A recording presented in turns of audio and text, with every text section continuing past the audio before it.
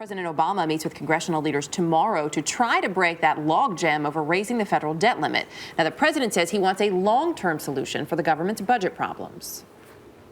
I've heard reports that there may be some in Congress who want to do just enough to make sure that America avoids defaulting on our debt in the short term, but then wants to kick the can down the road when it comes to solving the larger problem of our deficit. I don't share that view. Joining us this morning to talk about how maybe something can get done here from Capitol Hill, Senator Dick Durbin of Illinois, who's the number 2 Democrat in the Senate, and Republican Senator Bob Corker of Tennessee. Gentlemen, good to have both of you with us. I think we're just finalizing some mics there, but we should be good to go. Senator Corker, I want to begin with you. There's been so much talk, the president saying yesterday, everybody leave your ultimatums at the door. So what would Republicans be willing to compromise on that has not yet been offered?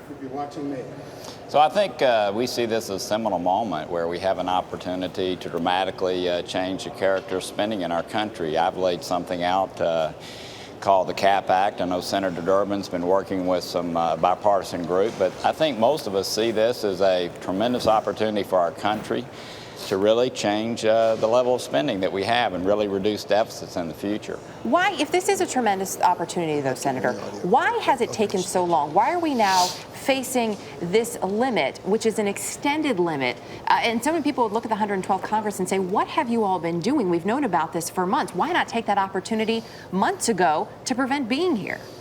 Yeah, I couldn't agree more. I've offered something at the beginning of the year with Claire McCaskill from Missouri.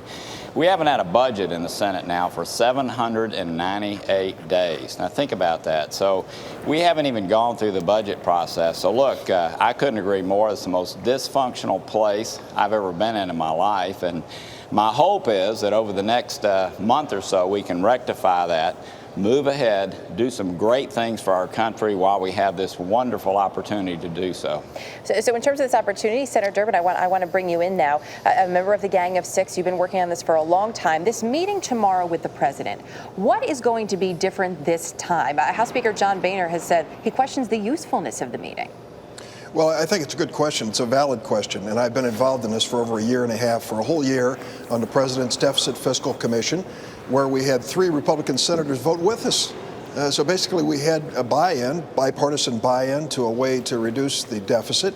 Then the Gang of Six got started. Unfortunately, Senator Coburn, a Republican from Oklahoma, said that he couldn't be part of it, and he walked away from it.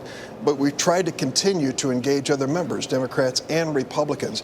But we both have to sit down and be honest. Each side has to give. To say that there is no person so wealthy in America that they couldn't pay a penny more in taxes, and no special interest tax deal so good in America that it couldn't be examined and perhaps reduced, is not a good starting point. Well, we've got to be honest. Whether it's entitlements or taxes, let's be honest. In terms of being honest, the president was very clear, saying both sides have to leave their ultimatums at the door. But he's not budging on this so-called mini deal, calling it unacceptable. Senator Durbin, does the president need to leave his ultimatum at the door to set that table for compromise? I'll tell you what, if the president said that he would agree to a mini deal, the folks would come in and say, well, let's have a mini deal. And I can understand where he's starting. Let's do something that is significant. Let's follow the Deficit Commission, which was $4.5 trillion on a bipartisan basis with everything on the table. That is a sensible approach. Democrats and Republicans ought to buy in. A lot of Americans are looking at this, and we talked briefly about the Senator Corker, about people looking at what has not been done so far by this Congress, but also looking at this constant back and forth. We need to compromise, and saying, look, it seems like a lot of politicians are politicking. They don't want to be the person who stands up and says, okay, I'll compromise on that, because it may appear unpopular in their party. Couldn't that, though, be popular with the American people? If that is an incentive, Senator Corker, do you think there would be more of a chance of someone standing up and saying, all right, I'll give you some revenue? Well, look, I think actually some of the work that Senator Durbin and others, I agree with, hey, let's do away with most, if not all, of the $1.2 trillion in tax expenditures and lower everybody's rates.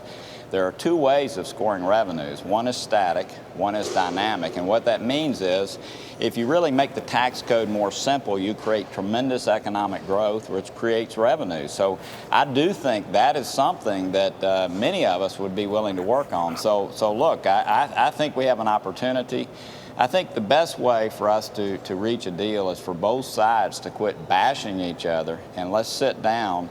Let's have a real proposal before us. Let's hash it out. Let's do something great for our country while we have this opportunity. A lot of Americans would probably agree with that. Senator Durbin, lastly to you, when, and we hope it is a when, there is a resolution here, is there a way to prevent this, you believe, from happening again, sir?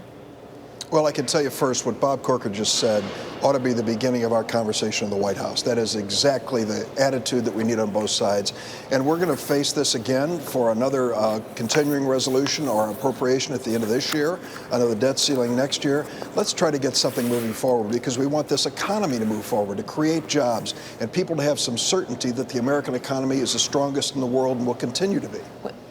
We will be looking for the results and looking to hear more coming out of that meeting tomorrow. Senators Dick Durbin and Bob Corker, appreciate your time, gentlemen. Thank you. Thank you.